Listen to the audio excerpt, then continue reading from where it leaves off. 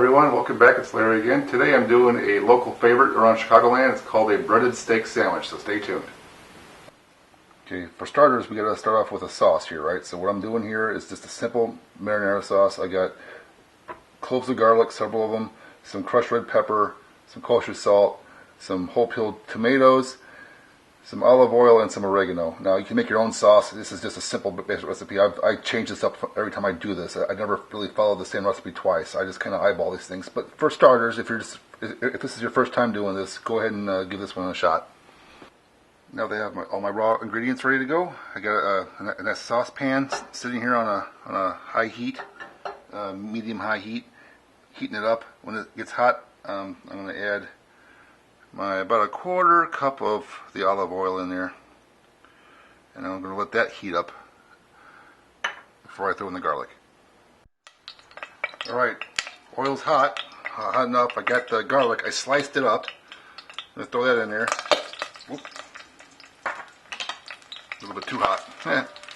Anyway, I'm going to let that sizzle for several seconds to start it cooking there. Turn down the heat a little bit, about medium actually. Alright. Oh, the garlic smells that is so good. Alright, so now that they're starting to sizzle, I'm going to throw in the whole tomatoes.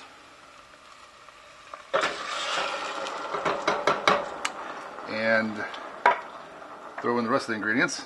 The oregano, the salt,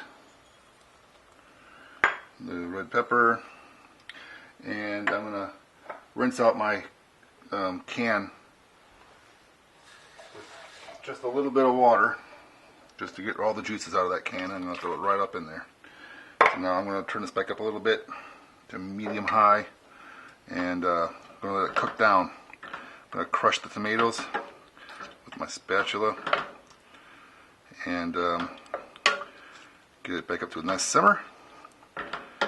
And then I will let it simmer until the sauce thickens, probably 20 minutes, maybe a half hour.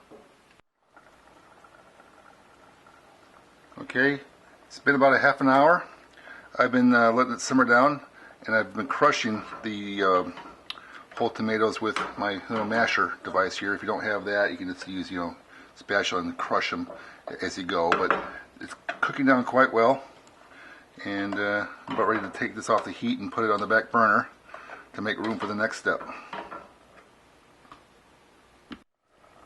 Now just checking up on the sauce here, I see it's coming along real nice. It's getting really thick.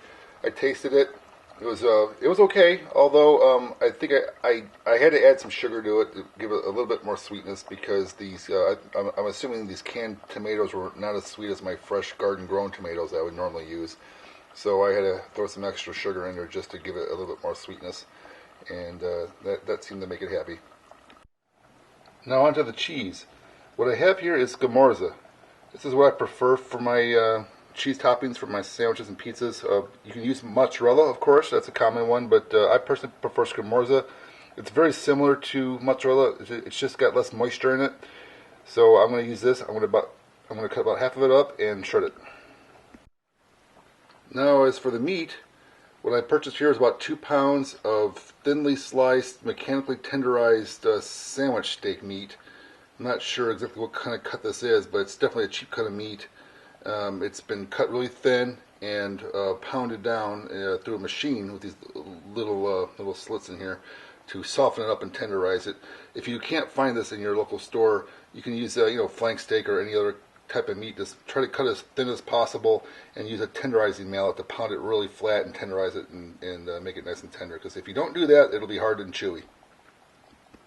Now on to the next step, where we are getting ready to bread our steaks. What I have here is sort of an assembly line of starting from the right side. I have just a basic flour here to dredge the steaks in. I have an egg mixture, an egg batter with probably about 3 eggs, 3 tablespoons of water, a teaspoon of salt, teaspoon of pepper, and I stirred it all together, and that's going to be my my batter. And then I'm going to pull out the meat out of that and put it right here in these breadcrumbs, which is about a cup's worth of breadcrumbs and about a half cup's worth of Parmesan cheese, all mixed together. And from there, it's going to go into my hot pan when I turn it on with the oil in it, and I'm going to fry them right in the pan. So let's get that going. All right, time for the grand finale here. I got my whole assembly line all laid out. I'm going to start off with the meat. Grab a piece of the meat. I'm going to drudge it in my flour.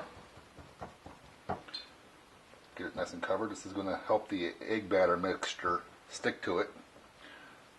Oh, actually, it's a much bigger piece than I thought. Look at that. All right, just like that. Then this whole thing goes into the egg batter, both sides. Make sure it's covered all around. And then onto the cheese and breadcrumb mixture. Oh, it's starting to splatter. I gotta get this moving quicker here. Get it covered really good, just like that, and onto the pan. Just like that. You know, let's go ahead and let it fry for a couple minutes, maybe on each side or less. Oil's nice and hot. I just use vegetable oil here. And this is the easy part, just sort of sit and wait. So, get my little spatula here, or my tongs. Let it fry up. Maybe turn up the heat some more, actually.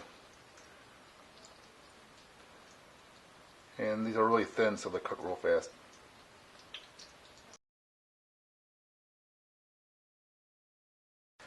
And then even if you wanted to get the next ones ready while this is frying, come back to the right here. You can grab another one and do the same thing. Douse it in flour into the egg batter, just like that, and then into the breadcrumbs, just like that.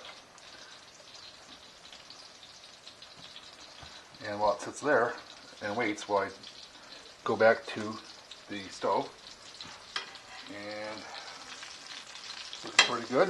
I'm going to give it a turn.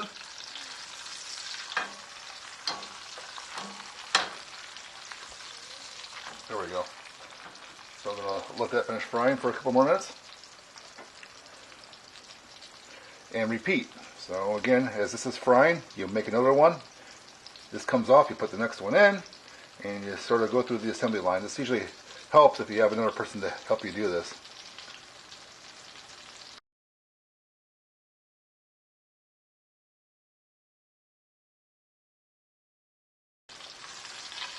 I'm going to turn it again. I saw a piece that was a little bit red still on the end over here. I want to make sure it's all cooked well through.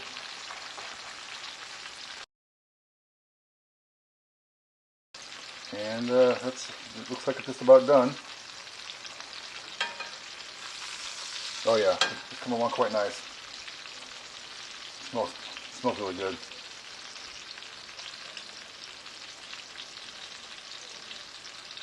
Okay. Pull that one out. Throw it on my paper towels to drain a little. Might add a little more oil to it, to the pan. Wait for it to heat up a little bit more, and then I'll throw this next one in, and so on and so forth. And there they are, all 2 pounds worth, all breaded and piled up, ready to form into a sandwich. Let's do that next. Time to make a sandwich. Open the bun of your choice, depending on how big it is. Depends on what size of piece of meat you can get in. This is a smaller bun, so I cut one of the steaks in half, and I'm going to just sort of fold it in there like that. Cover it with a little bit of cheese, or more. Alright, get some cheese in there. Pour some of your sauce on there, all over the thing. Get it nice and wet. And you can even put some sauce behind the bread or before, but I think this is good for starters. And there's a breaded steak sandwich ready to eat.